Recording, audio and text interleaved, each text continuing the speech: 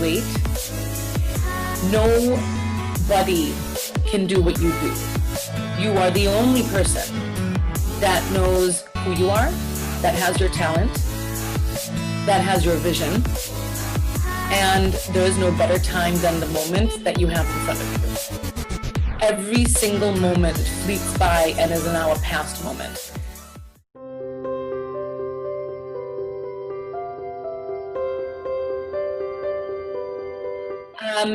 My name is Meenakshi. I currently live in Boston. I am a single mom of a 16-year-old boy.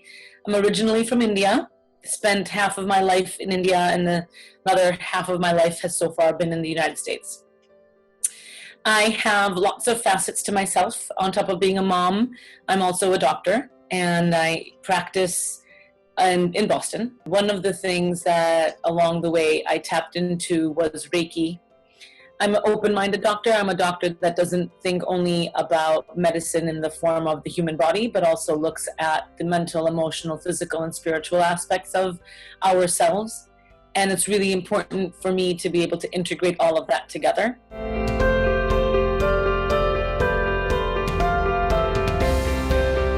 I had the beautiful experience of having a father who was an entrepreneurial spirit. He was a neurosurgeon. He was always a man who thought out of the box.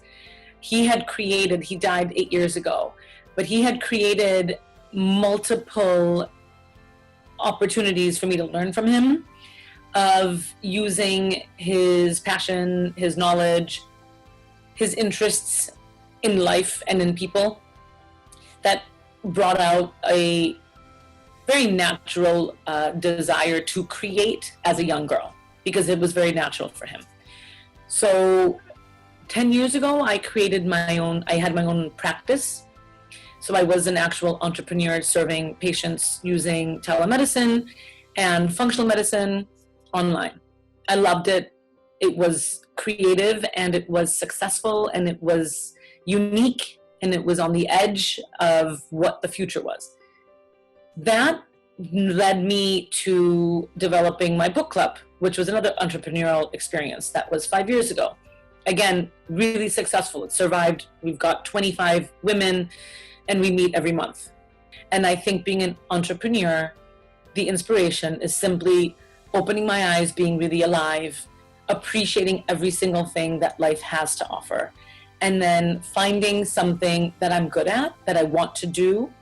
I started a blog 9 months ago, and I've been writing my blog every week. That's another entrepreneurial experience. That's continued. That's got 2,000 views and it's all over the world. So I think it's inside of me.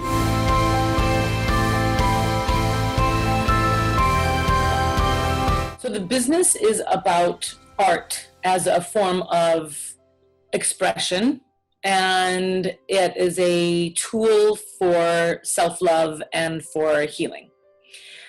Right now, the business is very, very, very new. It is simply an existing website on Etsy. It's nothing more than that right now. The challenge is that I haven't had the time to give it to grow. The challenge also, I think, is that art is not necessarily something people go to when you're struggling and suffering in a pandemic. I also think that art should be a form of healing for anybody that has a love of drawing, painting, writing, any form of art. Expression of how you feel is really, really important to heal oneself.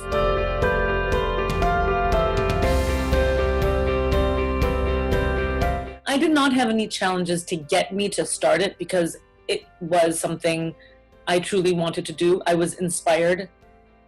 I love what I do. I think it's beautiful art, but it's also soulful art, and it's an expression of love. So the challenge was not there before COVID hit. I was luckily able to find you as a service for a logo. I was able to get Etsy to help me host. I was able to get things printed. And I had a lot of people that had faith in what I was doing and admired it and respected it and loved it. And so I think my challenge simply has been that I've had other things that have been so pressing simply being a doctor, taking care of COVID, being a mom, taking care of my son with COVID and all of that stuff. So my plan is going to be that in my schedule of my day, I will dedicate 2 hours every day to doing something with my business, whether it means working on my website, whether it means coming up with different designs, doing different art, reaching out to people to help me figure out ways to market it.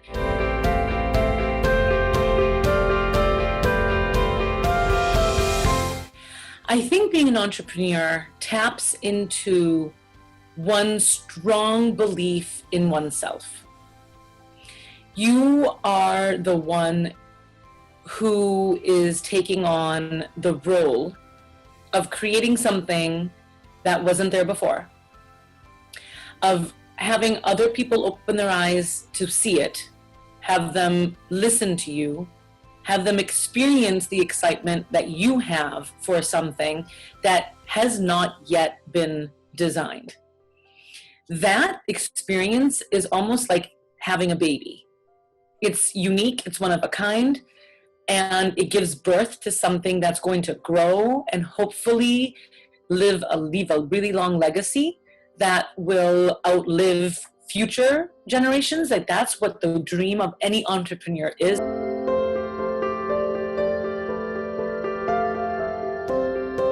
Don't wait. Nobody can do what you do. You are the only person that knows who you are, that has your talent, that has your vision, and there is no better time than the moment that you have in front of you. Every single moment fleets by and is now a past moment. Take a risk. The worst possible thing that can happen is it won't work and you'll try it again.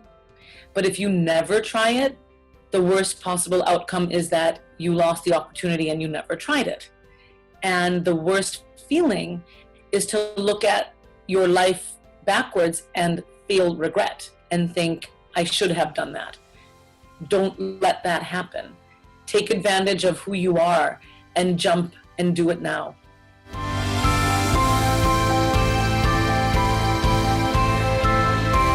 I think the first thing would probably be find a support network. So people that believe in you, that will encourage you, that won't let you give up. I think finding examples of successful businesses or entrepreneurs within your industry that not necessarily copy or model, but you can get inspiration from, or you might be motivated to try to do something differently or learn good practices or best practices from. Becoming technologically savvy, learning how to use the tools that we have because they change every day. Recognizing that time is invaluable, but that there is also a finite amount of time. So not trying to do everything yourself or to plan it out in a way that you don't burn yourself out.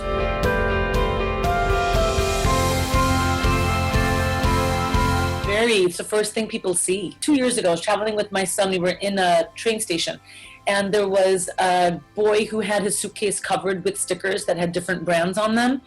And it was so fun to look at because we really stopped and recognized how important a brand is for us.